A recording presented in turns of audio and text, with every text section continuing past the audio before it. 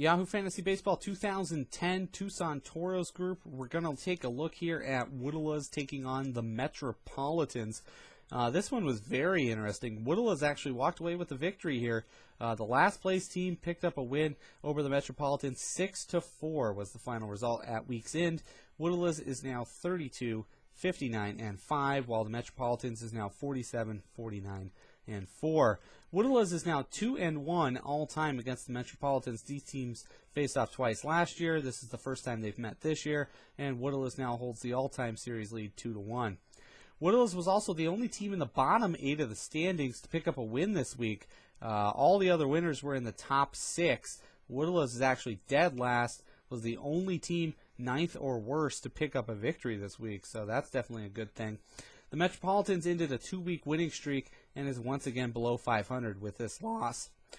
For Woodalas, set a season high in home runs, but yet again no saves. Still hasn't had a save since week 1. For Metropolitans, set a season high in pitching wins and strikeouts, but set season lows in RBIs and the worst ERA posted all season for this team. A team that's been very good in ERA and WHIP all year.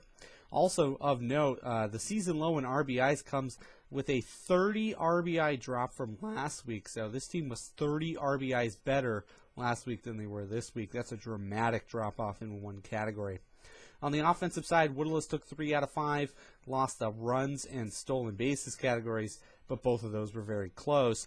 In the pitching, on the pitching side, Woodalas took 3 out of 5 again. Mets dominated the wins and saves columns. The Ks category, the strikeouts category, was 54-53 in favor of Woodalas. We'll get to break that down in just a little bit. At the plate, though, Woodalas used just 7 players. Fewer at-bats helped to win the average category. 3 starters are currently listed on the DL, and one of the bench players for Woodalas is also on the DL. So this team is banged up bad, and no changes have been made to address the issue. But Josh Hamilton's doing his best to carry the load. 4 home runs this week. He had 7 runs, 13 RBIs for Hamilton. He hit .370 for the week. Jay Bruce, he joined in a little bit there too. He had 5 runs, 2 homers, 4 RBIs. He hit .310 for the week. For Hamilton, 13 RBIs equaled what Metropolitans did as a team. Metropolitans produced just 13 RBIs this week. Hamilton did it on his own for Woodalas. 4 players for Woodalas hit over 300, but the lone sore spot was Chipper Jones. He hit 118 for the week. He had just 1 run and 1 RBI.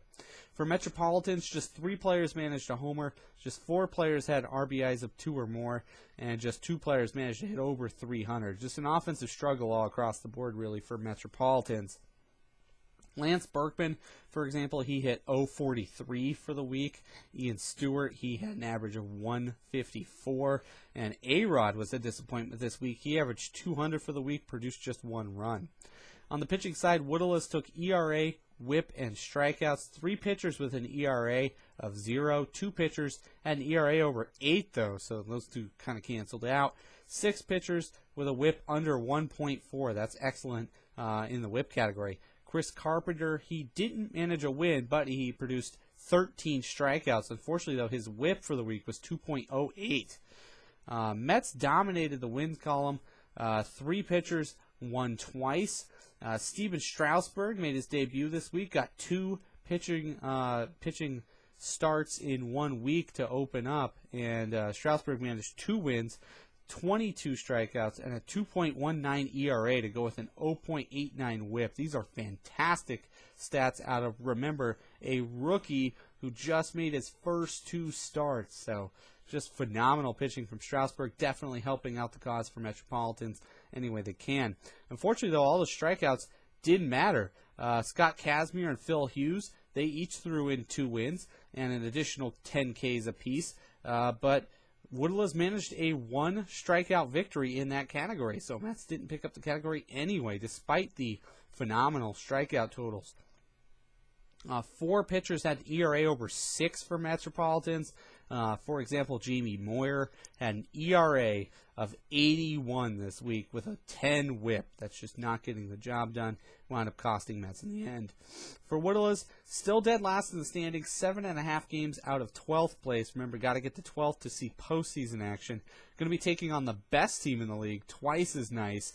These two teams faced off twice last year and split the series 1-1. These teams are on opposite ends of the standings, though, this year, so it's going to be interesting to see if Woodalas can play spoiler and knock off a team that's yet to lose. While Metropolitans is now 9th in the standings, 4.5 games out of 6, so still very much in touch. Going to be taking on Derek Low equals Cheater. That's a team that's been struggling. But these two teams faced off once last year, and Metropolitans was the loser that time. So we'll see if Mets can pick up a first-time victory over the franchise Derek Low equals Cheater.